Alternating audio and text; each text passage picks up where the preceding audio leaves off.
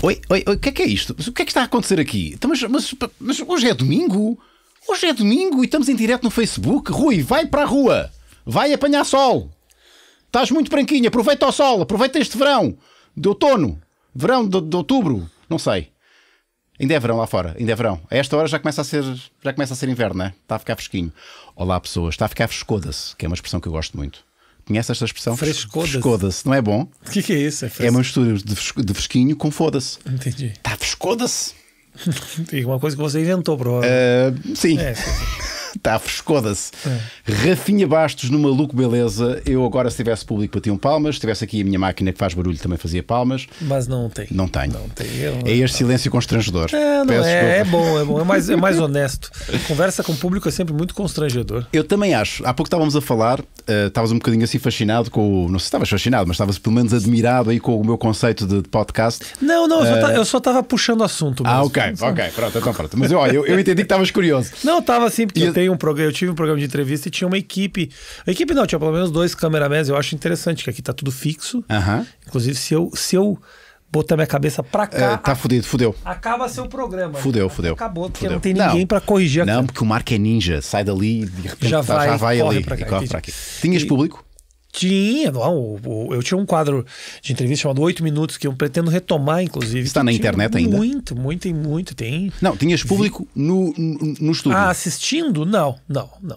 Não, era uma conversa, mas tudo eu sempre fazia nos bares, eu fazia na casa, eu sempre fazia em lugares diferentes, não tinha um lugar fixo.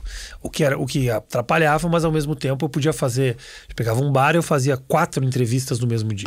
5 entrevistas no despachavas serviço. Como é que se chamava? Recorda-me, Rafinha. 8 minutos. 8 minutos. Deixa lá ver como é que isto... Muita gente assistia. 8 minutos. Milhares de visitas e... Minutos, Danilo Gentili? Não, é Rafinha Bastos. Eu fiz uma entrevista com o Danilo, se você botar... Está aqui 8 minutos com o Danilo. Aí tem 3 milhões e meio de visitas. É muita gente, olha lá. Mas isto está muito bem feito. Não, era. Eu mostrava o encontro e aí, esse inclusive a gente gravou no meu bar, que inclusive é o bar do Danilo. Nós somos sócios de um bar. Tu és sócio de um bar? Empresário da noite? Sou dono do clube de comédia. Empresário da noite? Mas isto está com excelente qualidade, atenção. Isso aí isso a gente fez no bar, no nosso bar. E que conversa era esta? O que é que vocês conversavam? É sem assunto também, como aqui? Eu gravei isso há 3 anos, né, Rui? Você está me perguntando uma pergunta muito avançada. Tu nem sequer sabes o que é que fizeste ontem. Menor ideia. Mas a gente estava conversando da vida, de comediante, do que quer que seja, eu acho que é. Danilo, vamos fazer o seguinte. Rafinha, vamos fazer o seguinte. Há muita gente que sabe quem tu és e que nos está a ver neste momento. Rafinha Bastos. E pessoas que não fazem a menor ideia. E gente que não faz a menor ideia quem tu és. Eu acho. Obviamente que há assuntos que nós vamos ter que tocar. Assuntos esses que estão inclusive na minha página de crowdfunding, o patreon.com/ruiunas. Há assuntos que estão aqui. Eu dei só assim uma vista de olhos muito assim ao de leve sobre as perguntas que te são dirigidas, mas eu vou pedir-te que me expliques assim muito sumariamente o que é que te aconteceu. Já deves ter explicado isto milhares de vezes. Eu não aguento para mais, de repente tu desapareceste do mapa. E há muita jovem. Isso é uma novidade para mim, mas ok. Vamos lá. Falava-se muito de Rafinha Bastos e de repente aqui, atenção, de repente Rafinha Bastos, tanto que quem é jovem, muito jovem aqui, se calhar não sabe muito bem quem tu és, por isso mesmo. Pode ser, é possível. Eu fiz eu tinha uma participação muito forte na televisão aberta no Brasil. Tive uma passagem muito forte na televisão aberta. Eu fazia 2 programas muito conhecidos no Brasil, chamado A Liga e chamado o CQC. Eu era apresentador do programa. Eu saí desses programas por uma série de questões, mas uma delas era porque fiz uma piada que foi mal vista e eu pedi para sair do programa. No auge da polêmica toda, eu pedi para sair do programa e fui fazer outras coisas. Entre elas, muita televisão fechada, que não tem muita repercussão fora do Brasil. É o que? Televisão por cabo, é isso? Televisão por cabo. Eu fiz muitos programas num canal chamado Multishow, que é um canal que eu não sei se ele tem aqui. Não Acho tem. que sim, acho que tem. É mas é preciso muito esforço para encontrá-lo. Então era realmente, mas era algo que me dava muita liberdade, né? A televisão aberta, ela aprende, né? Ela tem formatos, ela tem assuntos que não podem ser tratados, ela tem piadas que não podem ser feitas. E isso foi me sufocando em algum momento. Porque eu sou um cara que nasci no bar, eu nasci fazendo show à meia-noite, eu nasci sendo meio maldito. E obviamente depois de um certo tempo se incomodando, falando, não quero mais participar dessa brincadeira se ser feita dessa forma, porque ela vai roubando a tua naturalidade, né? Ok, vais ganhando graninha boa, dinheiro bom, público, mas ao mesmo tempo perdendo a essência. Eu acho que é uma escolha que você precisa fazer em algum momento. Eu precisei fazer. Outras pessoas não precisam. Outras pessoas, o trabalho naturalmente já se encaixa naquela estrutura. Não era o meu caso. Então tu tornaste, vamos lá, voltaste ao underground, digamos assim, e é por isso que se calhar, muito provavelmente aqui em Portugal, tu desapareceste um bocadinho do mapa. Eu não diria que voltei ao underground. Eu voltei a fazer o que eu sempre fiz no começo. Eu não sei o que exatamente me deu a exposição em Portugal. Eu não posso entender. Eu não sei se foi a televisão, porque a televisão não passava aqui. Eu também estive em Portugal. Eu estive em Portugal muito antes de ficar conhecido. Eu vim aqui há 10 anos atrás fazer shows com o Newton, com o Antônio Raminhos. Eu fiz poucas apresentações há muito tempo atrás. Então eu sinto que o que talvez tenha feito com que eu desaparecesse um pouco do radar é que eu sempre tive muita força na internet. Sempre tive muita força na internet. E quando eu foquei na televisão no Brasil, eu naturalmente sumo dos olhos de quem não está vendo através da internet. Então foi ao contrário. Quando te tornaste menos underground lá, ficaste menos conhecido aqui. Eu tenho quase certeza que foi isso. As pessoas me conhecem muito aqui pelo stand-up comedy. Exato. E eu parei um pouco com o stand-up comedy durante um tempo. As pessoas aqui gostam. Hoje em dia tem outras. Eu passei a ser revisto muito fora da televisão pelos projetos que eu faço na internet. A internet acabou sendo sempre minha grande aliada. Eu parei um pouco de fazer internet porque eu fui me focar em criar público, em ter mais, em se tornar um cara mais mainstream. E isso se tornou um processo meio cansativo, mas que me fez fugir às vezes do radar, inclusive do meu público mais fiel. Mais hardcore. Isso sim. Por falar em internet, Rafinha, eu vi o teu especial, está aí, Netflix. Eu disse há pouco, percebi que antes de entrarmos do ar, percebi que foi uma lavagem de alma para ti, claramente, e tu dizes que sim, concordas comigo. Eu vou-te fazer uma pergunta que vai ficar assim no ar, até porque esta é a primeira parte, e eu quero chamar aqui a atenção ao pessoal, se quiser fazer perguntas ainda vai a tempo, patreon.com/ruiunas, muita perguntinha gostosa para ti, Rafinha, mas não interpretes mal a pergunta que te vou fazer, porque nós quando falamos aqui em comédia, volta e meia vem a eterna questão dos limites do humor, que já enjoa, não é? Mas eu vou-te fazer a pergunta de uma outra forma. Eu não sei se no Brasil há essa expressão, certeza que há essa expressão, não sei se tem o mesmo significado. Nós aqui dizemos nós estamos a cagar. Sabes o que é estar a cagar? Não se importa. Não se importa. A minha pergunta é se tu estás-te a cagar para tudo. Se há alguma coisa que tu, em particular, enquanto profissional da comédia, enquanto humorista, stand-up comedian, o que tu quiseres te intitular, se há alguma coisa que não te estás a cagar. Não estou. Eu caguei para tudo. Não me importa. A questão só é a maneira de fazer certas piadas, que acaba sendo uma opção muito individual. A técnica ou a performance? Técnica, performance, são opções diárias. Eu não acho que não tem nada. Eu não sinto que tem um assunto proibido. O que eu sinto é que tem certos viés, tem certos pontos de vista que eu tento evitar. Mas são opções diárias, não posso te dizer agora, isso, sim, eu não falo desse jeito. Não. Quando as ideias surgem, eu tento primeiro pensar de que forma ela fica mais, se encaixa, me fica mais engraçada. Se eu puder me proteger de alguma forma, eu me protejo. Se eu não puder também não me protejo, não é um grande problema. Então tem um cagar por trás disso, sim. Mas não podes cagar na tua carreira, no sentido em que provavelmente há opções que tu tomas. Mas pode cagar a carreira. Pode. Eu acho que se a piada é boa, não tem problema. Vamos cagar na carreira, mesmo que manche a carreira. Eu acho que sim. Não tem problema. Não vejo problema nisso. Eu acho que uma das características do meu trabalho é tomar certos riscos. Sim. que outros profissionais não tomam. Então eu digo assim, que as minhas opções elas são muito diárias e eu falar de uma forma ou falar de outra, para mim é sempre buscando ser mais engraçado. Se isso serve para que se isso torna o conteúdo mais pesado de alguma forma, que assim o seja. Mas eu às vezes tento fazer as coisas de uma maneira que eu me sinta confortável. Muitas vezes não é a maneira que o público vai se sentir confortável. Porque bem ou mal, pode ser meio prepotente, mas eu sinto que o que eu faço é arte. A arte, por mais ridículo que seja contar piada, eu estou em cima de um palco, eu tenho um ambiente de desconstrução. É arte. Eu quero me sentir livre para fazer isso.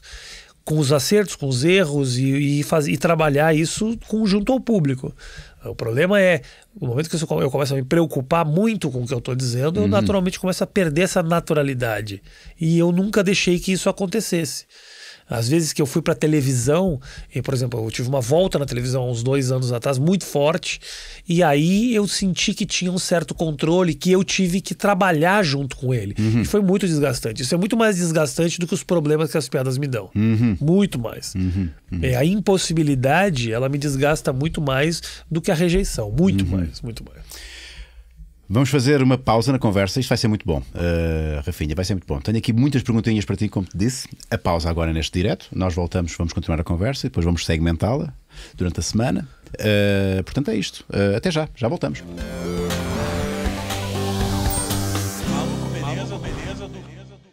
E o bom de estar com fone é que o cara que está falando, ele está controlando o volume da voz dele também, né? Alguém que entenda, estamos outra vez a gravar, alguém que entenda o porquê dos fones. Há 2 razões, uma é a estética. A estética, porque isto remonta... Não, mas é bom, porque se eu estou sem o fone e eu estou perdendo a voz, a pessoa não se habitua, né? É bom isso. Sabe que há pessoas que parece que não percebem. Há pessoas que estão com o microfone assim e estão a falar comigo normalmente e esquecem-se, se elas não estão a ouvir-se, é porque não se está a ouvir.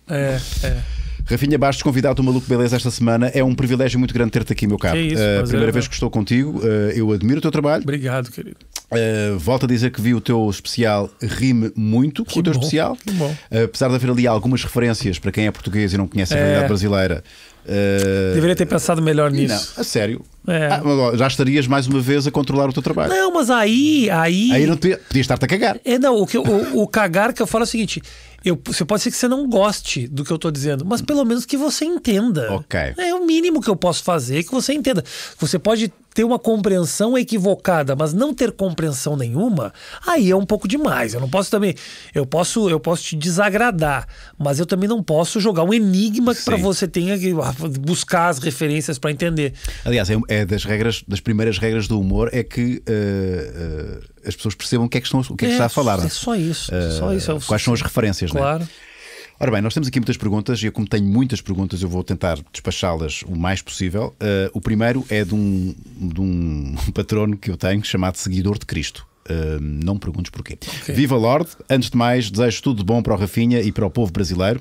Que Deus abençoe esse país e povo fantástico. Votos de uma excelente estadia em Portugal. Rafinha, faz a tua melhor imitação de português de Portugal. Mas eu não teria o menor talento para isso. O que eu tenho a impressão eterna é de que toda vez que o português ele fala é muito bem inserido na realidade dele. O português no contexto Portugal funciona muito bem. O português no contexto fora de Portugal, a impressão que eu tenho é que ele sempre está imitando um português. Estás a brincar comigo.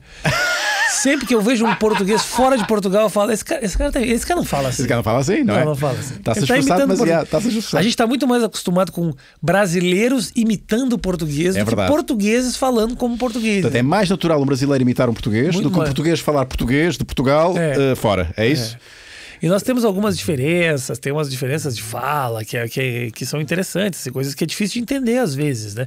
Mas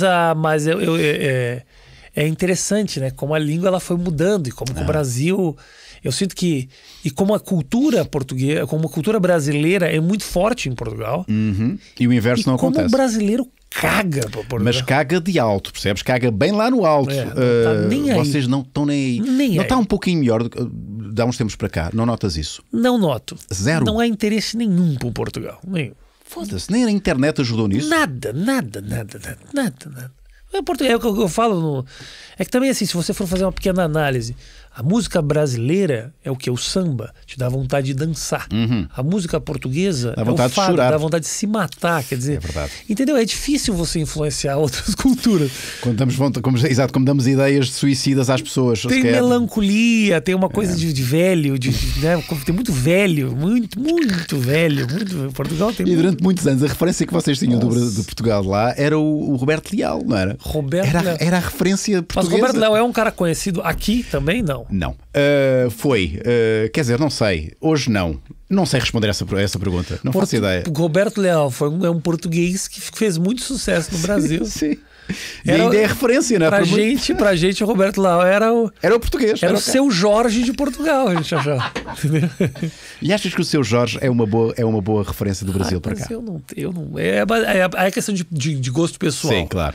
Eu acho um saco as músicas do Seu Jorge. Eu vejo em Portugal, toca em toda esquina. Eu falo, pelo amor de Deus. Há outras coisas. Tem coisas melhores do que Seu Jorge no Brasil. As novelas também, tem essa coisa da novela que passa muito em Portugal. É uma pena que logo isso que vai passar aqui, sabe? Eu acho que devia passar um Domingão do Faustão. Isso sim. Isso é Brasil. Isso é Brasil. O seguidor de Cristo diz que desejou que tudo tenha corrido bem aqui na tua estadia. Tu vieste cá, vais-te embora amanhã? Amanhã.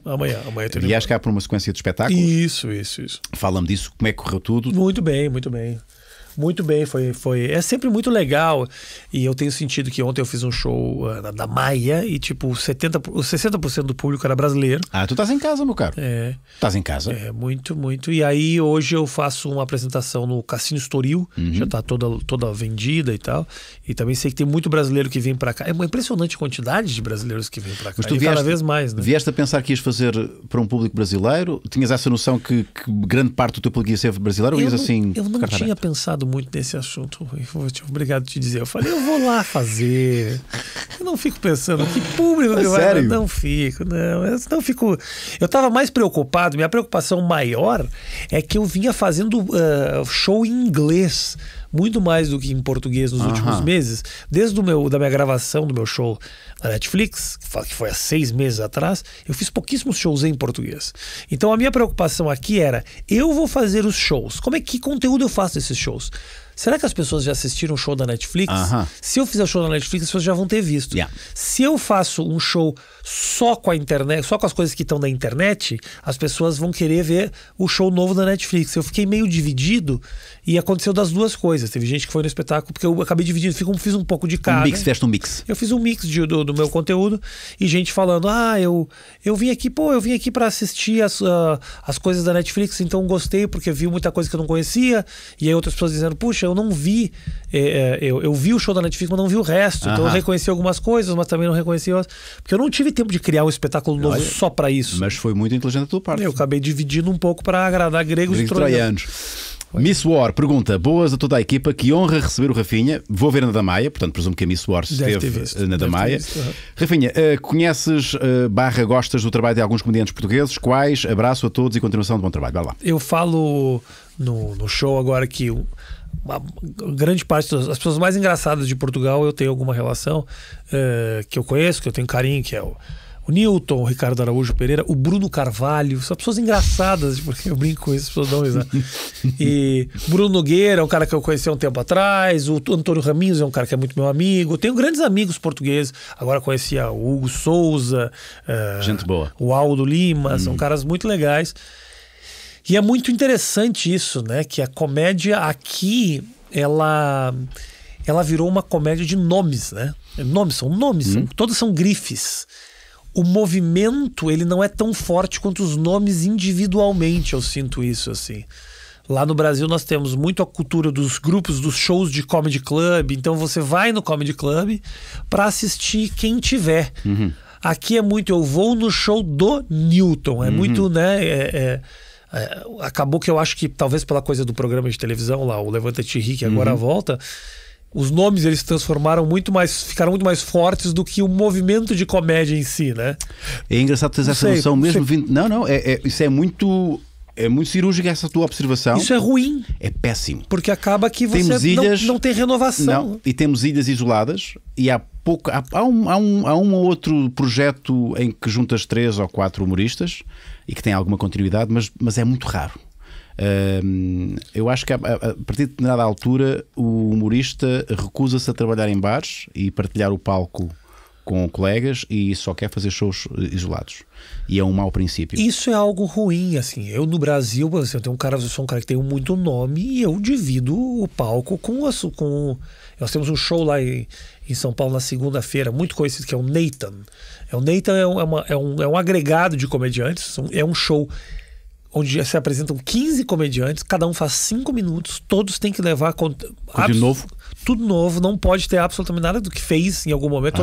É um show nas segundas-feiras para 70 pessoas no máximo. E tu estás lá? Eu tô lá. Sempre quando eu tô no Brasil e quero testar coisa nova, eu vou lá e me apresento com... E nesse meio ali, dos 15...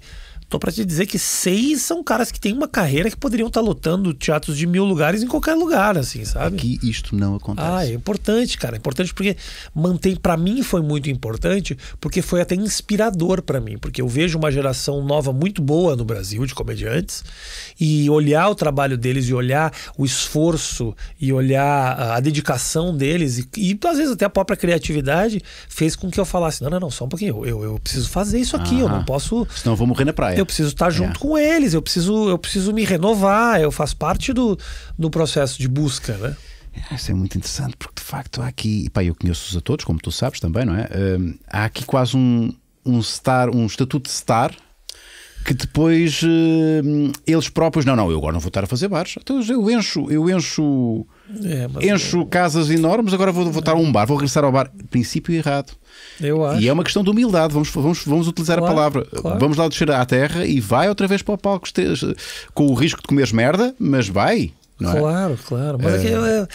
Mas por que você acha que a pessoa não volta? É uma questão de status, é uma questão financeira? Eu acho que é uma questão de status. Ou de repente a pessoa não se... É desprestigiante, entendes? É desprestigiante de volta. Vi o Nilton no bar do Manel. Por isso que eu estou te falando, esse é o problema de um movimento que nasceu na televisão, entendeu? Exato. Nasceu com status já. E aí o cara que começa com status, ele não vai voltar ao básico. E na verdade é o básico que constrói. É o básico que constrói. É o bar. É muito fácil, eu volto a repetir, é muito fácil fazer show para 1000 pessoas. É a coisa mais fácil que existe. Porque de 1000 pessoas, se a sua piada não foi boa e 30% apenas riram, vai ver barulhar mesmo. 333 pessoas rindo da sua piada. Se você faz num bar para 50 pessoas e apenas 30%, são 12. Quer dizer, isso é diferente. Se elas estiverem afastadas, pior ainda. Então assim, você sabe que o conteúdo é bom ou não é bom. Então aqui você acaba... É muito importante essa luta, essa batalha diária para melhorar o seu conteúdo. E eu tenho aprendido muito isso agora nesse momento que eu tô fazendo em Los Angeles, que eu faço às vezes show para pouquíssimas pessoas e é um teste diário, assim, e é importante fazer parte disso. No entanto, já agora deixa-me só fazer aqui um parênteses, estou aqui a fazer esta referência, mas o Bruno Nogueira, o Salvador Martinha, o Luís Franco Bastos, o Edmar de Madeira, salvo erro, tiveram a fazer aí durante um mês, salvo erro, ali no São Jorge, para meia dúzia de pessoas, mas um espetáculo assumidamente de testar material. Portanto, verdade seja dita, nem todos são assim, houve aí essa experiência e espero que continue, porque acho que é mesmo esse o caminho. Ezequiel Valadas pergunta: olá Rafinha, desde já um abraço por nunca ter cedido na sua arte, mais concretamente na piada com a Vanessa Camargo. Lá está, a tal piada. A minha pergunta, e por favor, cara, responda com toda a franqueza: quantas vezes você teve de fingir nestes últimos dias em Portugal que simpatiza com humoristas que de facto não têm assim tanta piada e claramente são graxistas e só se aproximam de si por interesse, visto que o tipo de humor deles é clean e comercial para caralho? Não aconteceu. Não aconteceu, Ezequiel. Eu seria muito honesto em te contar. Eu demorei muito tempo da minha vida, da minha carreira, para admirar a comédia que não me agrada. Entendeu? Eu demorei. No começo eu julgava muito. Achava, isso é merda. Esse cara não tem a menor graça. E mesmo vendo as pessoas rirem, eu falava, não tem valor no que ele está fazendo. E na verdade não, na verdade o humor ele é muito subjetivo. Então assim, o objetivo basicamente é subir no palco e fazer as pessoas se divertirem. Eu não sou o rei da verdade. Eu sei a roupa que eu visto, eu sei como as coisas me servem. Como isso é difícil. Antigamente eu julgava e eu parei de fazer isso. Errado, porque não te leva a lugar nenhum. Te deixa muito rancoroso. És também assim com a música, por exemplo? E te deixa muito rancoroso, assim. Por exemplo, eu fiz o show com o Fernando Rocha agora, por exemplo. Das anedotas. Fernando Rocha conta anedotas, que são anedotas, muitas delas que estão em livros, que não é um conteúdo criado por ele. No passado eu teria olhado isso e diria assim, não há valor nenhum disso, porque qualquer um teria pego essas piadas e teria feito. Hoje eu olho, eu demorei anos para conseguir isso, eu olhei ele fazendo, eu falei, existe um trabalho de interpretação, o jeito dele fazer, o carisma, que são coisas que fazem com que ele seja um cara incrível. Eu não teria essa análise, eu demorei muito para amadurecer a ponto de eu conseguir ver valor em todos os movimentos. Hoje em dia eu olho isso e eu admiro. Cresceste, meu caro, cresceste. Eu acho que sim. Eu acho que sim. Eu acho também que é muito... Insegurança? Não digo que é insegurança. Eu era muito competitivo. Muito competitivo. Eu sou um cara que vim do esporte. Eu joguei basquete até os 25 anos profissionalmente. O meu negócio era ganhar. Eu fui pra São Paulo. Eu sou de Porto Alegre, que é uma cidade no sul.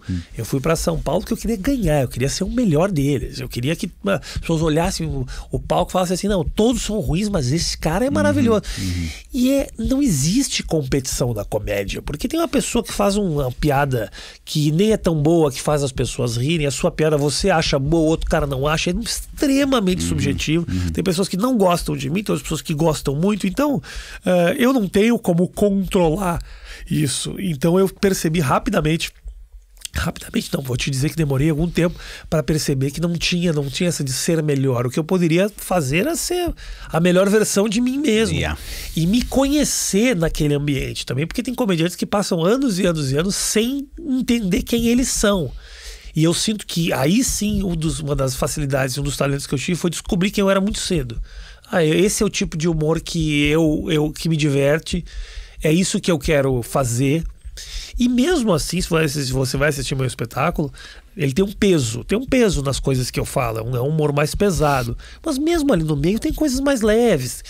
Então não necessariamente eu subo no palco buscando a polêmica, ou buscando o desagrado, buscando o humor negro, que se fala muito isso, essa piada de humor negro. Não, essa piada é engraçada ou não é? É mais pesada talvez que a outra, mas eu acho que minha expertise, eu tive a sorte de me conhecer muito rápido, isso eu tive.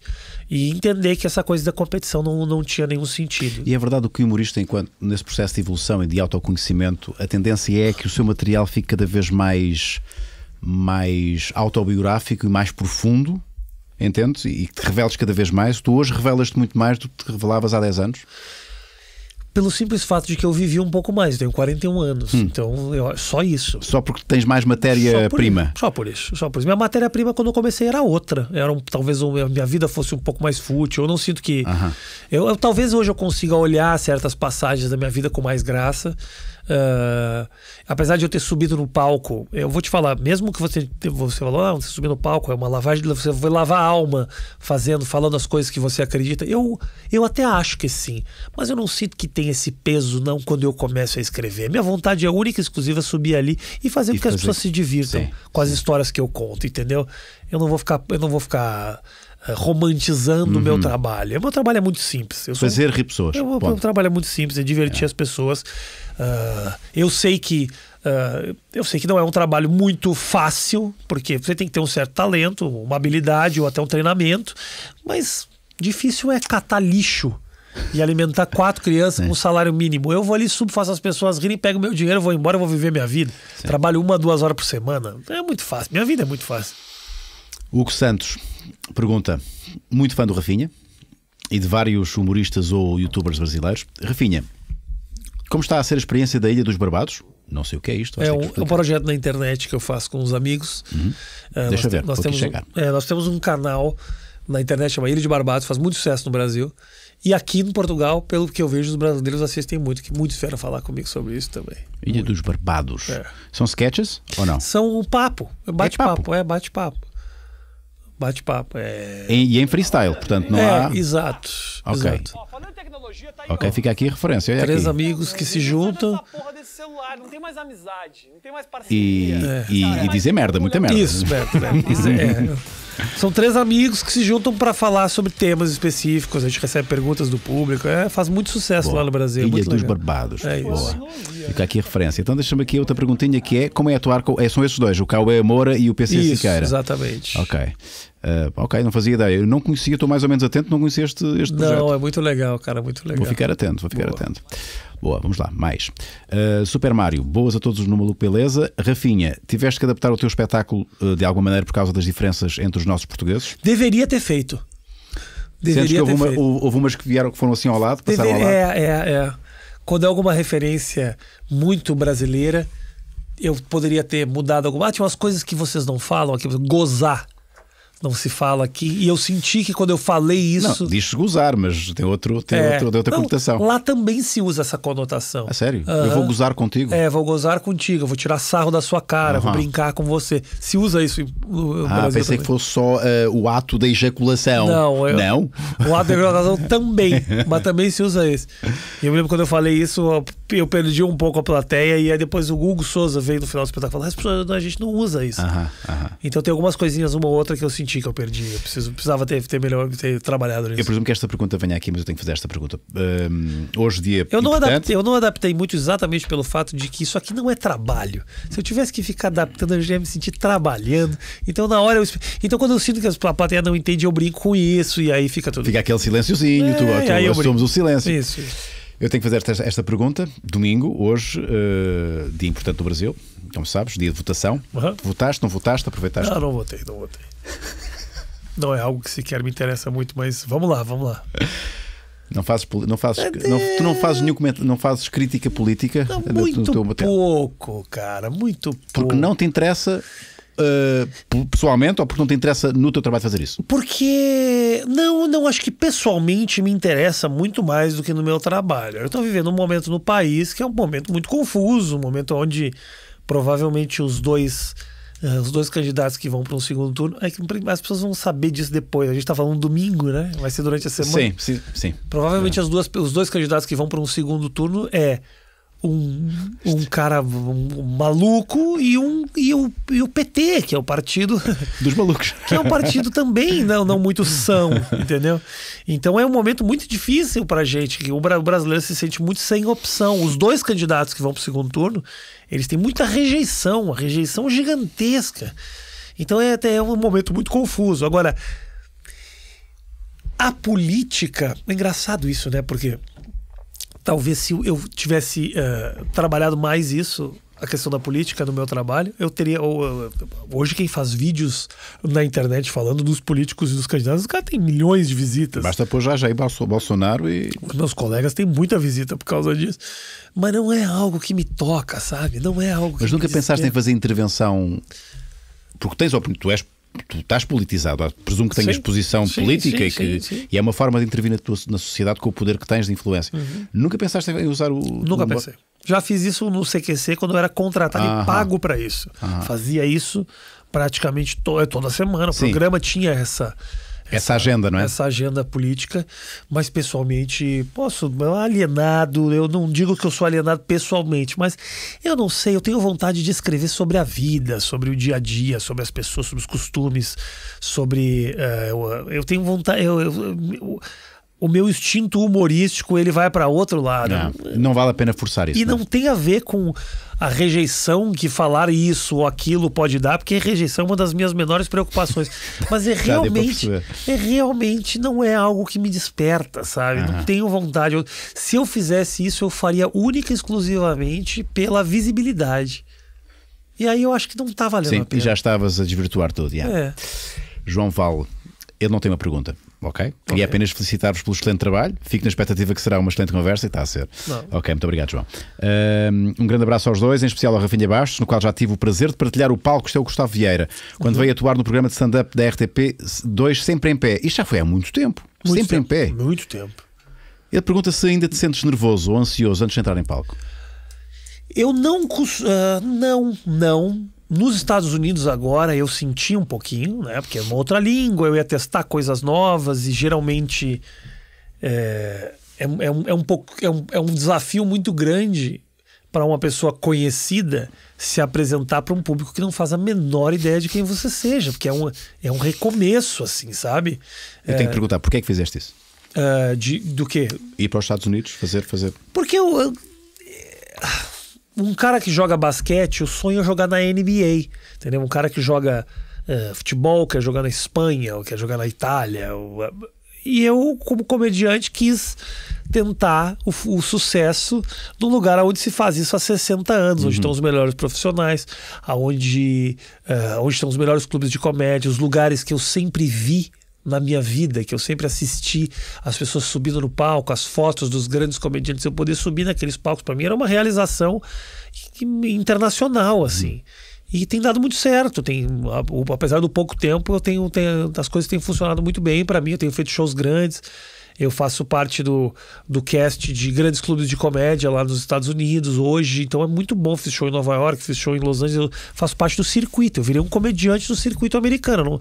Eu não sou um brasileiro o fato de eu ser brasileiro é como o outro, é iraniano, o outro é... E tu assumes muito isso no teu show? Um pouco. Eu falo um pouco sobre o fato de ser estrangeiro. Eu falo muito pouco sobre o fato de ser brasileiro, falo um pouco sobre o fato de ser estrangeiro, e o resto da criação do material também é coisa que qualquer pessoa no mundo pode entender, falando da questão da paternidade, da separação, sim, das relações, do sexo, que são temas que absolutamente intemporais não é pelo fato de eu ser estrangeiro, não. E então só lá é que te sentiste um pouco esse nervoso miudinho? Um pouco. E aqui eu vou te confessar que nas primeiras apresentações, depois de passar 6 meses sem me apresentar, em inglês, eu fiquei um pouquinho, mas é muito pouco ainda. Eu gostaria. É engraçado, talvez a falta dessa ansiedade, desse nervosismo, foi o que me fez buscar algo novo nos Estados Unidos, porque eu tinha perdido isso. E é gostoso sentir isso. É gostoso sentir que aquilo é importante. Sim. Hoje, por exemplo, eu vou fazer um show no Cassino Estoril. Eu não vou ficar absolutamente nem um pouco nervoso, ansioso. Eu vou ficar feliz de estar ali, saber que tem muita gente que pagou para me assistir, gente que saiu de casa. Eu demorei muito tempo para admirar e para dar valor nisso, né? Do público que saiu de casa para me assistir. Porque o sucesso aconteceu muito rápido comigo, assim, sabe? Eu fiz um programa de televisão, e aí quando eu vi, eu tava fazendo show para 1.500 pessoas no Brasil inteiro. E você perde a noção. Tu deslumbraste aí? Não deslumbraste. Nunca deslumbraste? Não, nunca, cara, nunca. Eu talvez um pouco, talvez a noção que eu tenho do deslumbrar é não dar valor para isso. Banalizaste isso? Banalizei, é isso. Banalizei o sucesso. Mas olha que pode ser uma forma de deslumbramento também. Pode ser. Eu não tive o deslumbramento como eu tive, por exemplo, eu fiz o CQC, que era um programa que eu fazia, e em 2 anos todos os meus colegas de CQC se separaram das mulheres e foram comer todo mundo. Como não? Entendeu? Eu fui o único cara que passei o processo inteiro do CQC, casado, fiel. Então, isso não me atraiu muito. Eu sempre mantive. E as pessoas que trabalhavam comigo naquela época também sabiam, ali dentro daquela estrutura, sabiam que eu era um cara muito pé no chão, sabiam disso. Sabiam que eu tinha uma estrutura familiar, que eu não tinha... Isso não me atraía tanto. Eu era um cara que trabalhava e queria fazer sucesso. Minha busca era mais essa. Mas eu sinto que talvez se o deslumbramento for isso, do tipo, não valorizar tanto. Hoje eu valorizo muito. Muito. Eu vejo a pessoa com a roupa, eu já penso... Não, vestiu, foi ao cabeleireiro, botou a roupa. Exato. Eu sei que por trás disso pagou o estacionamento, saiu de casa, o marido se atrasou e não ficou pronto, a mulher não saía, não ficava pronto, os dois discutiram. E tudo isso para te ver. Me ver. Então, quando eu subo ali no palco, eu sinto que eu tenho uma responsabilidade. Não um peso, mas uma responsabilidade de fazer aquilo bem feito. Um compromisso. Henrique Carrilho, em primeiro lugar, parabéns ao Rafinha, pelo especial Netflix que vi e adorei. Tens noção já de quantas pessoas viram aquilo? Não tem como saber. A Netflix não dá? Não. Mesmo para aqueles que... A sério? Não libera esses números. Eu acho que é porque eles têm o controle disso. Para eles é muito positivo que eles não liberem essas informações. Manter o mistério. E não é só um mistério. Se você tem uma primeira temporada de um programa que faz muito sucesso E aí vai falar com a Netflix, vamos renovar e fazer a segunda temporada? Vais pedir mais. Aí vai pedir mais dinheiro. Eles falam, pois. então, não teve tanto sucesso, mas vamos tentar uma vamos lá. segunda temporada? Vamos lá. Vamos tentar. Eu acho que nós acreditamos muito no projeto. Entendeu? Você não tem como saber. Sim, é inteligente a parte deles. Acreditas que a classe dos humoristas no Brasil, que, como já experienciaste, vive debaixo de uma imensa pressão, corre ainda mais riscos perante uma eventual vitória do Jair Bolsonaro nas eleições brasileiras? Não, Ok. não, muito pelo contrário. Muito pelo contrário. Apesar, eu vou te falar de coração, apesar de eu não concordar com as propostas e com muitas das opiniões do senhor Jair Bolsonaro, eu sinto que é muito mais perigoso e muito arriscado um governo de esquerda. Sustenta lá isso, explica lá.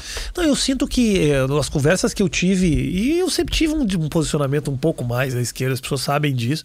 Hoje em dia já nem tanto. Eu acho que a pessoa vai amadurecendo, ela começa Temos a tendência a ficar conservador. Ficar né? vai buscar mais o centro, assim, Sim. sabe?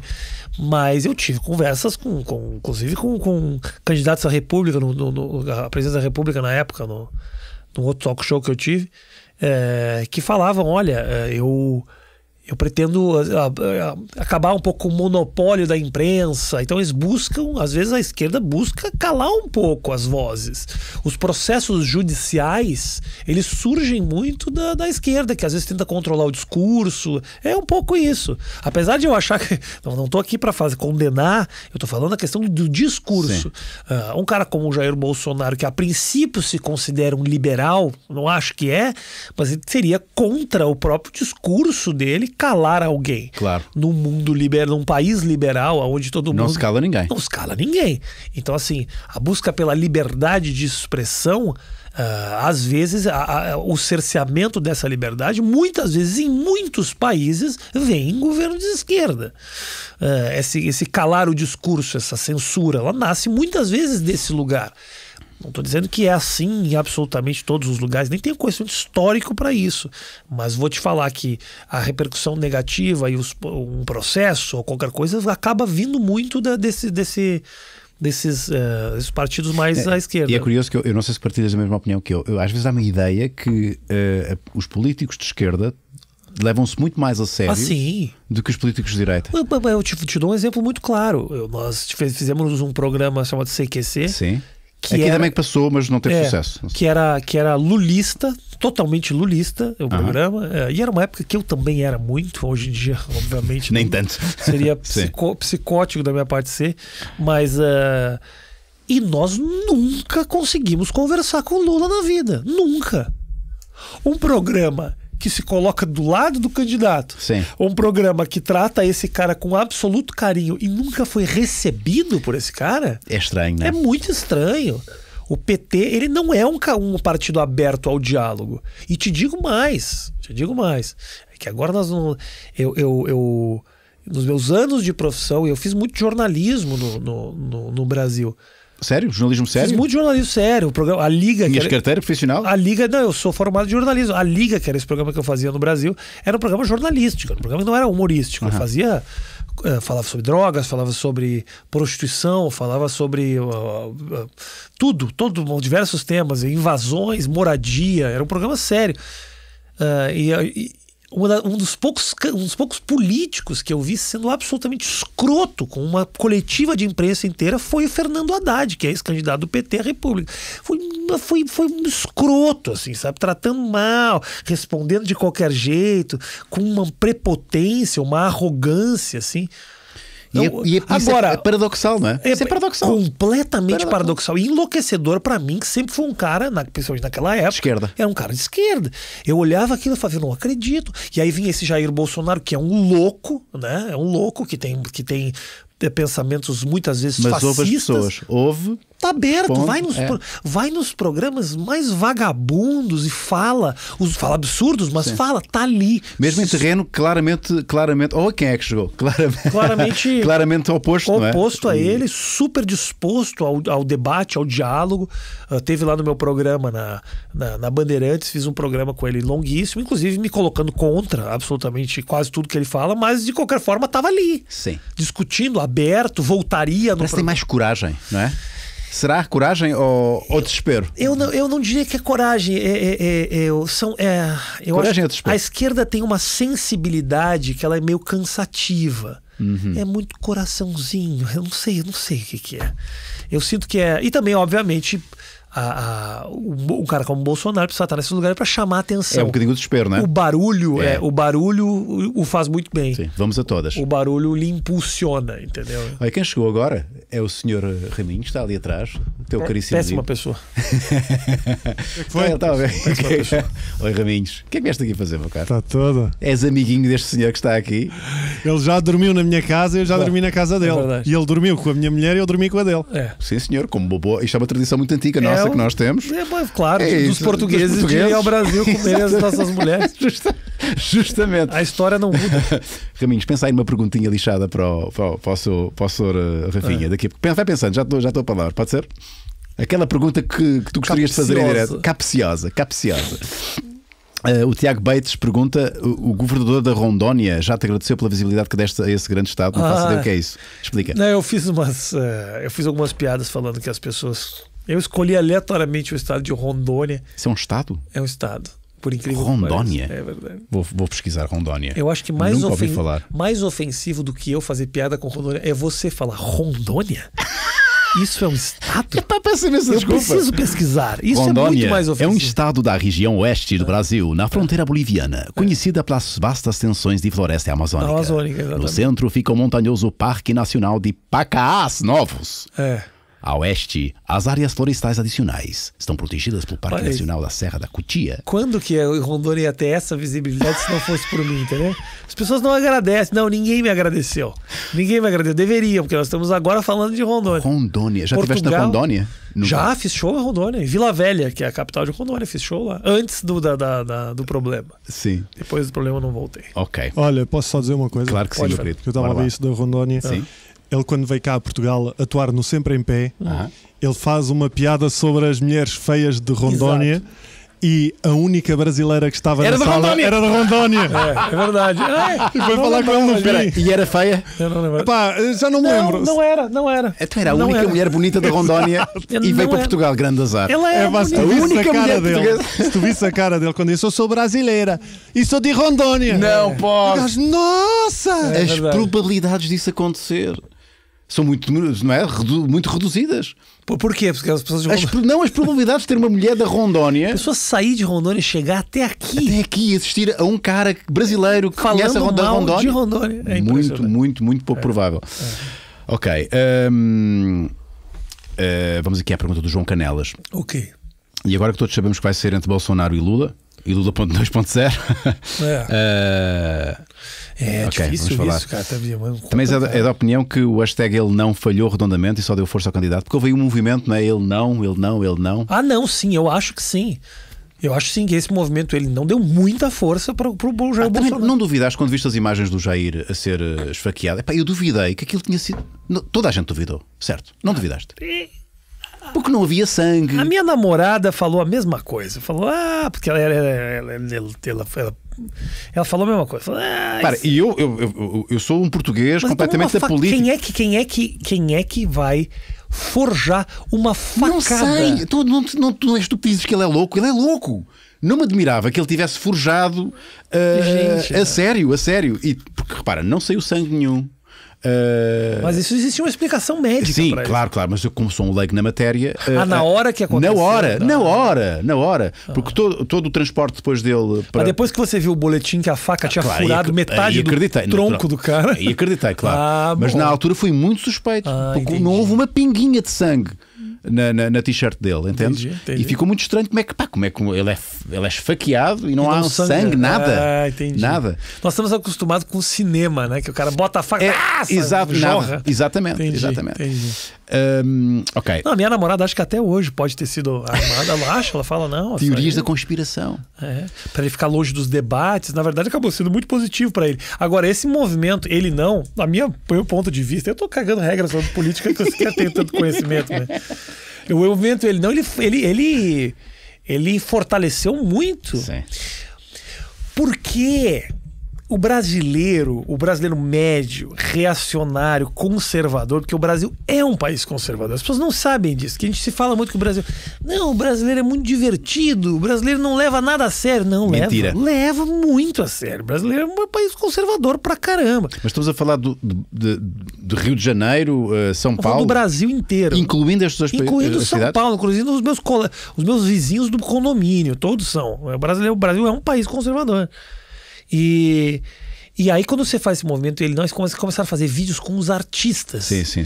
Dizendo ele não.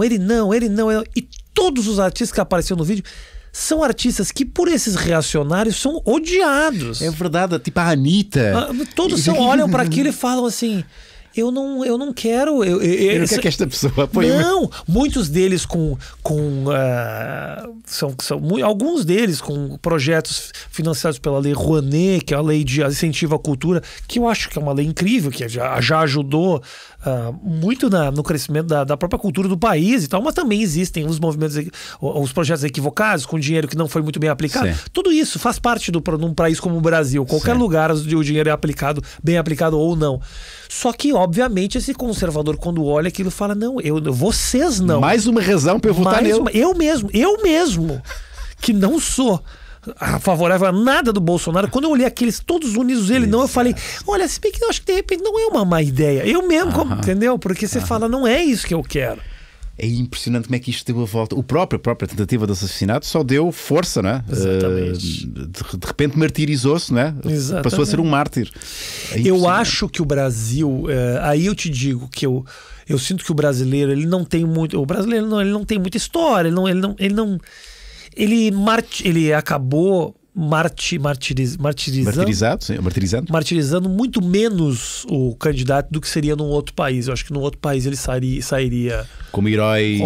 E aqui eu acho que tomou uma facada. A gente tá tomando facada o dia inteiro, tem gente morrendo o tempo inteiro. Acho que o brasileiro nem levou tanto como eu achava que iria virar, mas com certeza fez o nome do sujeito crescendo. O Gaiato Felipe pergunta: olá tribo e ao grande Xamã Unas, ok? Desde já um grande props ao pai da comédia brasileira. Olha, não, é um pouco Sentes-te mal nesta... Um pouco demais, querido. E ele que tem influenciado todos os comediantes destes últimos anos no Brasil. Rafinha, terias que escolher entre o Whindersson Nunes, Danilo Gentili e Tata Werneck, para quem até ao dia da tua morte um destes iria viver 24/24 horas contigo, inclusive abrindo o teu show. Não podias matar porque ele renasceria de novo. Portanto, um destes três seria sempre contigo. O porquê da escolha e o porquê de não aceitar os outros. Dá lá. Querido, você oferece 2 homens e uma mulher. Quem que eu gostaria de passar o resto da minha vida do lado? É um pouco ridícula essa pergunta. Eu não sei. A Tatá, eu não conheço a Tatá. Deixa eu ver se a Tatá. Não digas nada. Tatá. A Tatá. Vou ver. Tatá. É uma grande amiga comediante. Werneck. Que pra mim é a mulher mais engraçada do Brasil. E é gata? Ela é muito gata. Então. Tem 1,26 m. Não interessa. Não interessa. Isso é um detalhe que não tem importância nenhuma. Para mim interessa que eu tenho 2 metros. Mano. Olha que seria muito interessante isso. Seria. Eu queria ver isso. Eu pagava para ver esse show. Já sabemos como é sua busca no site pornô. Anões gigantes. Giant versus... Giant Man fucks midget. Sou assim tão óbvio. Claro que era... Portanto, era a menina, sem dúvida. Se bem que não sei. 24 horas sobre 24. Ela, como é pequenina, não davas por ela, às tantas não davas. Podias correr o risco de pisá-la sem querer, não é? E é verdade que o Danilo é meu sócio no clube, que eu recentemente estive no bar no show dele lá no Talk Show. E o Whindersson também é um amigo. Estive na casa dele outro dia, a gente conversou, cara, gente boa. Teve aqui, não teve? Teve, sim, senhor. Foi legal? Olha, confesso que foi estranho. Ele estava muito cansado. Ele não estava com esta disponibilidade que tu estás agora aqui. Eu estou muito cansado e eu estou disponível. Então não é essa desculpa. Não, olha, aí está. Eu vou ser muito... Posso ser honesto? Claro, posso ser honesto. Claro. Eu sei que estás cansado e eu valorizo... se calhar não estou aqui a demonstrar essa valorização. Eu sei que estás muito cansado. Fizeste um esforço para estares aqui num domingo. Não fiz Não tens de dizer nada. Não tens de dizer nada. Esforço. Não me conheces de lado nenhum. Não sabes quem eu sou. O Whindersson também não sabia, claro. Porque uma coisa é ter aqui portugueses que têm uma referência... de 20 anos tem que eu estou aqui no showbiz. Tu não fazes ideia quem eu sou. Eventualmente perguntaste ao Raminhos: conhece o Rui Unas? E ele lá disse: teu nome eu já tinha ouvido falar. Não conhecia você e nem o seu trabalho, mas seu nome eu conhecia. E o Whindersson estava muito cansado e ele não fez questão de disfarçar. Ele estava assim. Epá, e eu senti-me uma merda, eu senti-me muito pouco valorizado. Eu senti, ok, ele não está a gostar de estar aqui e está a demonstrar que não está a gostar. Eu tive assim para interromper a conversa. Já percebi que não quer estar aqui. Você falou isso? Não, tive assim, mas não fiz isso. Não fiz isso porque eu sou um senhor. E ia ser muito mau, Mas confesso que foi constrangedor para mim porque ele... E aí o público sentiu isso? Não sei se sentiu. É. Eu não queria que ele passasse uma má imagem e então eu tentei protegê-lo ao máximo. Lá está, porque está na minha casa, é meu convidado. Mas enfim, já passou, não interessa. Vamos a mais 2 ou 3 perguntinhas e fechamos esta loja, ok? Tá bom. Luís Leitão, bora lá. Fechamos essa loja que você fala? Esta loja. Entendi. É uma expressão portuguesa. Tá bom. Essa loja. Visto como o comerciante que mais processos teve, o comerciante deve ser comediante. Provavelmente. Comediante. Eu não vendo nada. Não vendes nada. Não. Vendes humor. Que mais processos teve no Brasil? Tu és o que mais processos teve no Brasil. Não, longe disso. O que achas do novo politicamente correto que nos assombra? E já agora, isso teve alguma influência na tua ida para os Estados Unidos?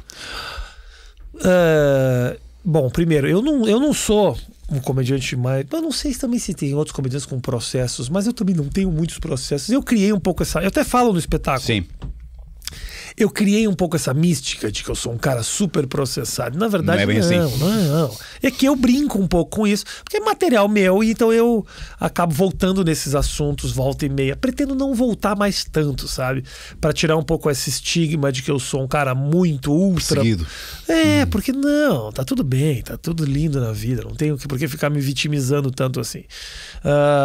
Agora, se... O politicamente correto chegou lá no Brasil. Claro, não, chegou, obviamente chegou. Mas é uma opção individual obedecer a norma, obedecer o sistema ou não. Eu, como comediante, é o que eu te falei antes. A minha opção foi sempre me sentir livre para criar o conteúdo que eu tivesse disposto a apresentar. E sinto que o público veio junto comigo. Perdi muita gente no meio do caminho, mas não tenha dúvida. Talvez se eu tivesse tomado certos cuidados, talvez se eu tivesse pego leve ou freado um pouco em alguns momentos, eu teria agregado muito mais ovelhas ao meu rebanho. Sim. Entendeu? E talvez hoje eu fosse um cara mainstream com um programa todo dia da semana, entendeu? Como outros meus amigos fizeram isso de forma muito competente. Mas o que é extraordinário, Rafinha, eu tenho que dizer-te isto, é que tu conheceste o estrelato como poucos conheceram. E foi por iniciativa própria, ninguém te empurrou para saíres e ok, não vou... Caguei Sim. no dinheiro, caguei Sim. na fama. E é preciso ser um grande par de tomates. Nós dizemos colhões aqui. Não sei se é uma palavra que vocês usam também. Sim, usa. Bom par de colhões para renegar isso. Eu vou te falar o seguinte, cara. É muito duro você buscar o reconhecimento. Muito duro. Você esperar o reconhecimento, entendeu? Por isso que os rappers, quando cantam, falam Snoop Dogg, ele fala o próprio nome, para que ele fique conhecido. Sim. Então, nos Estados Unidos tem um pouco mais essa cultura do eu sou foda, eu sou bom, eu faço isso. O ego. Eles fazem isso. Então, é muito duro que eu espere esse tipo de reconhecimento que você me disse agora. Eu sei que eu tenho esse valor, mas eu nunca fui reconhecido por isso. Eu fiz uma opção muito difícil. Eu fiz uma opção por acreditar em mim, por acreditar no meu conteúdo, por acreditar no meu humor, que eu comprei um risco gigante a ponto de quase afundar a minha carreira. Eu só me mantenho hoje trabalhando, produzindo com um bom show na Netflix porque eu sou bom no que eu faço. Eu sou criativo, eu tô sempre criando projetos diferentes. Eu não recebi esse mérito de, esse foi um cara que ele assumiu um risco tremendo, pediu para sair, não quis fazer parte do sistema e ainda assim hoje lança projetos grandes e faz as coisas. Então, o que eu queria te dizer é esse reconhecimento, eu em algum momento esperei que chegasse. E não sinto que ele chegou da maneira que eu gostaria. Hoje as pessoas me seguem porque gostam de ver as coisas que eu falo, as piadas que eu digo. Mas eu gostaria muito de ser visto por isso. Em algum momento eu gostei. Hoje eu já não... Então foi uma briga interna minha durante muito tempo. Será que vão reconhecer a opção que eu fiz? Sim. Mas é muito louco você fazer uma opção esperando que as pessoas... Então, num certo momento eu tive que olhar para o lado e falar assim... O que importa mesmo é que eu esteja satisfeito com a minha opção e que eu não fique buscando o reconhecimento do público disso. E hoje eu sou muito confortável com isso, mas em algum momento eu sofri um pouco. E não só isso, como sofri achando que alguns colegas tinham que ter me apoiado, vindo ao meu lado. E é muito injusto. Eu fiz essa injustiça algumas vezes, de querer que um amigo... Porque eu tive muitos amigos meus comediantes que chegaram do meu lado para dizer: absurdo isso que você tenha feito, é um absurdo isso... Porque é inconcebível, porque a tendência natural do ser humano, Rafinha Bastos, a tendência, eu acho que é igual aqui em Portugal como no Brasil, em qualquer parte do mundo, é fazermos o menos possível e ganharmos o mais possível. Sim. E tu fizeste exatamente o contrário. Não, sim. Acredito que sim. Mas também... Daí o absurdo, entendes? Mas eu vou te falar que acho que se eu não tivesse feito isso dessa forma, eu não teria ficado seguro, tranquilo. Ou dormiria bem com o meu travesseiro. Sim. Eu tive a opção de abraçar o sistema, de pedir desculpa, de me humilhar ou de me fazer de vítima. Porque tem muito isso. O brasileiro compra muito a vítima. Não sei se mundialmente isso, mas... Culpavas o sistema, a moral, os costumes. Ou assim, eu sou um idiota, eu errei. Sabe, isso pra mim era mais difícil. Eu errei, eu sinto que eu em algum momento me equivoquei. Não era isso que eu queria dizer. Mas calma aí, não, eu não pensava isso.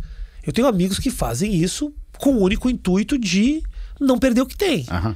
Se você acredita que você errou, se você acredita que você se equivocou, e ir a público dizer: eu acho que eu errei, eu acho justo, acho digno. Agora, fazer isso única e exclusivamente para se livrar do problema, eu sinto que que é desonesto, é mentiroso. E isso eu não fiz. Tem outras vezes, outros erros que eu cometi que eu olhei e falei: Mas nunca pediste desculpa? Já pedi desculpa, sim. Não é uma questão de orgulho. Não é uma questão de orgulho. Já pedi desculpa muitas vezes. Seja nos relacionamentos amorosos, ou seja... Claro, mas estou a falar só especificamente do trabalho. Ou seja, no trabalho. Já pedi, sim, claro que já pedi. Porque há quem diga que um humorista nunca deve ter pedido desculpa. Não, mas se você se equivoca, se você fala algo que você mesmo não acredita, não tem por que não pedir desculpa. Se você considera que você errou, você tem condições de avaliar o seu trabalho e falar: errei ou não. Agora, a piada que eu fiz com a menina que é cantora, eu não sinto que foi um erro, foi algo que eu teria feito a qualquer momento da minha vida. O que aconteceu foi que rolou uma pressão muito forte desse sistema no qual eu estava inserido para que eu me botasse o rabo no meio das pernas e pedisse desculpa. E aí eu falei: não, foda-se, aí esse jogo eu não vou jogar. Porque o que vai acontecer é, se eu estou me humilhando agora porque estou sendo pressionado a isso, não porque eu me dei conta, se eu me dou conta, acho que é justo e acho honesto, mas porque o sistema me pressiona, daqui a 2 meses eu perdi. Abres um precedente. Abro um precedente, eu vou estar me desculpando por tudo que eu escrevo, por tudo que eu falo, eu vou estar com medo novamente, entendeu? E eu sinto que não, eu sinto que o meu papel era realmente confrontar o sistema, era brincar, era chegar nos lugares onde os outros não chegam, era falar certas coisas que eu considero engraçado e que outros titubeariam e eu não titubeio. Então, pra mim, faz parte do processo todo. Eu não sou uma vítima também disso, entendeu? Não vale a pena eu ficar me humilhando por causa disso, porque bem ou mal eu construí um patrimônio do qual eu me orgulho. Eu tenho meu próprio apartamento, meu filho não passa dificuldade, eu tenho, tá tudo bem. Quem tem que é muito fácil também para mim. Tem outro lado, né? É muito fácil também eu mandar tudo se fuder e levantar e ir embora, porque eu tenho como sobreviver. Claro. Agora, eu também não quero que você que esteja me vendo, que está no na escritório de advocacia, ganhando R$800 por mês, fale: o Rafinha é foda, você que nem ele, você pede demissão, você passa fome. Então eu entendo o porquê as pessoas elas fazem parte de um sistema no qual eles não acreditam. E por vezes tem que baixar as calças. Tem que baixar as calças, e eu não vou criticar. Naquele momento eu senti que era importante para mim, senti que era importante para o meu trabalho, para os meus colegas, que eu botasse uma marca e falasse: nós não vamos fazer isso. E o público veio, o público continua comigo, continua me seguindo, e eu tenho muito orgulho das decisões que eu tomei, eu não me arrependo delas. Muito obrigado, Rafinha, por essa tua partilha, meu. Obrigado. Eu vou só pedir ao Raminhos, ainda estás aí, Raminhos? Estás aí? Estavas a ouvir a conversa, não? Estou. Raminho, o que é que vocês vão fazer? O Ramires vai abrir meu show hoje no, É? no caso- Boquete. Boquetes, com certeza. Vai abrir meu- É assim que vocês abrem. O boquete é abrir o show. Tens Abrir alguma, o show. tens alguma Abrir o perguntinha a fazer aqui ao. Não, eu estava a ouvi-lo agora. O Rafinha, uma vez, há muitos anos, deu-me um conselho que eu nunca mais me esqueci. Que era não mendigar risos. É. Isso eu nunca mais me esqueci, porque eu também atravesso as minhas crises existenciais. Aliás, a gente já falou aqui muitas Sim, vezes. é verdade. E isso eu nunca mais me esqueci, porque se tu te mantiveres fiel ao que tu és, as pessoas vão gostar de ti pelo aquilo que estás a fazer. Então, não ir atrás daquilo que eu achar que as pessoas vão ter piada. E ele dizer isso, não me diga rezos, filha da puta, que é uma palavra que eu uso muito que ele não gosta. Porque é muito mais fácil ganhar admiração do que ganhar respeito. E respeito só se ganha assim. Eu sinto que você hoje... não, com certeza. Pode perceber que os grandes comediantes de hoje em dia são comediantes honestos, são pessoas honestas. Mesmo o Louis C.K., o Bill Burr, são caras que sobem no palco, eles não estão necessariamente ali para te fazer rir com as piadocas que eles sentem que vão ser divertidas para você. São caras que eles cavam neles algo que é importante, é interessante. Mesmo que sejam as piadas bobas, são coisas que saem deles com uma certa verdade. Com verdade, sim. E você pode ser verdadeiro nisso. É o que eu tô te falando, entendeu? Quando eu olhei o Fernando Rocha fazendo anedota, eu sinto que isso é verdade. Ele é um cara do povo. Porque ele é assim. Ele é simples, ele é um contador de piada, ele é um gordinho divertido. Eu não sou esse cara. Eu poderia estar fazendo aquelas piadas. Mas não ias ser tu. Não ia ser, eu não ia me sentir à vontade. E sinto que o público também não ia comprar. Às vezes o público se deixa enganar, muitas vezes.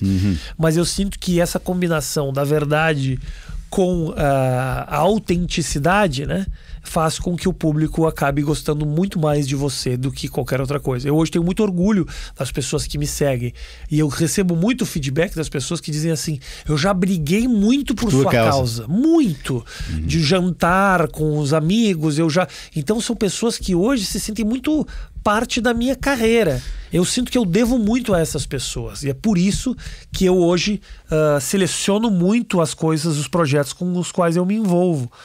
Porque eu tenho uma legião de pessoas que acreditam nisso. E eu tenho muito respeito por elas. E eu sei que elas têm muito respeito por mim. Respeito foi o que ganhaste também da minha parte. Obrigado, querido. Muito obrigado. Muito obrigado mais uma vez. Foi muito bom. Legal. Agradeço mais uma vez teres vindo aqui cansadinho. Ainda vais trabalhar hoje? Vou. Portanto, vamos Não fechar. muito, uma hora. e grande abraço, grande abraço. Foi Obrigado. muito bom, muito bom. Obrigado. Agora olhamos para ali e dizemos adeus. De uma forma assim espontânea, divertida, como quem nunca... Forte abraço. Isso, Até mais. isso. Tchau, Em feito. Tchau. Não! Não estamos a acabar. Gostas da minha cara de parvo? Parvo não existe no Brasil, Parvo, pois não? Não. Mas sabes o que é que quer dizer parvo? Idiota. Idiota. Não quero dizer que você seja um Mas idiota. esta é a cara de idiota. É idiota. Eu só queria falar uma coisa para as Então. pessoas. Eu fiz aqui em Portugal uma série de shows e eu fiz um trecho falando de Portugal e do Brasil, das nossas diferenças e tudo mais. Tá na internet agora. Esse vídeo vai estar no YouTube? Vai estar no YouTube. Então agora, quando acabar o vídeo, vai aparecer um quadradinho em cima, que aí você pode clicar e assistir. Tu sabes. Olha, é isso aí. Um beijo pra você. Até mais. Tchau, Tchau, até tchau, mais. tchau.